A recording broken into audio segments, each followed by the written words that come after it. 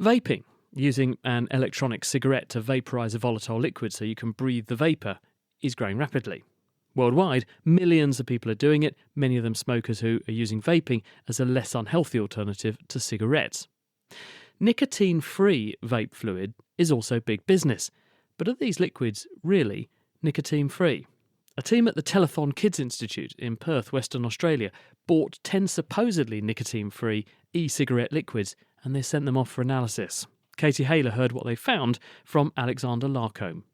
We employed a commercial laboratory, completely unbiased. They used a process called gas chromatography mass spectrometry, or GCMS.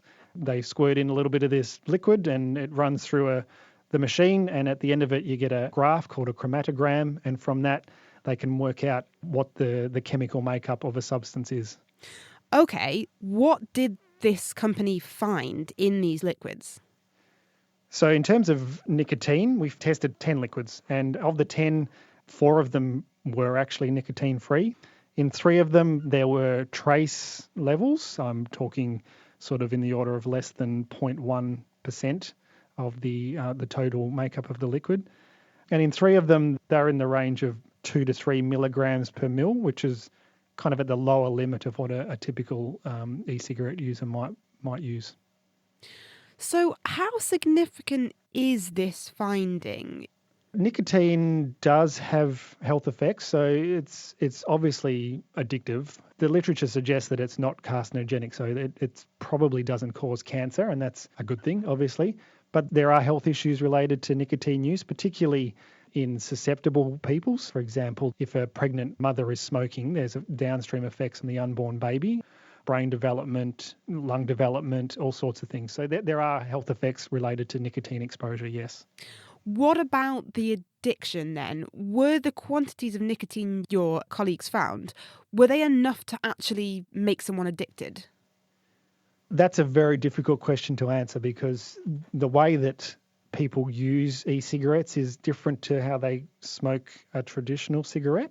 Even at a low level of sort of 2 to 3 milligrams per mil, if that person is using that liquid in an e-cigarette a lot, vaping frequently for a long period of time, then there is no reason why they wouldn't be getting enough nicotine into their system to become addicted. Why do you think this has happened in the first place if these e-liquids are supposed to be nicotine-free?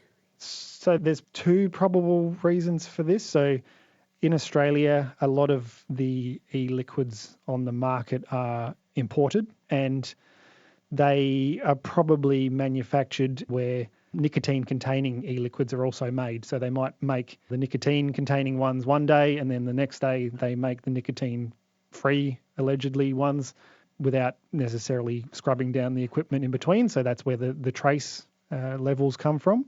Another potential reason is that it's placed in there deliberately. Because it's illegal in Australia, there's a little bit of a black market situation going on, and it may be that some suppliers are putting nicotine in there intentionally. So are there any other health implications? You mentioned that nicotine itself can be harmful. There's the addictive side of things. Was there anything else that they found in these liquids? Yeah, so one chemical that was found in all of the liquids we tested, in fact, it was the only chemical that was found in all of the 10, is a chemical called 2-chlorophenol. It's a chemical that is used in a range of applications, things like disinfectants, pesticides and herbicides, that sort of thing. It kills bugs and things in places where you don't want them to be. It's actually classified as acutely toxic, and it's known to irritate the skin if you get it on your skin, and it's known to irritate your lungs if you breathe it in, and that's exactly what might be happening in this case.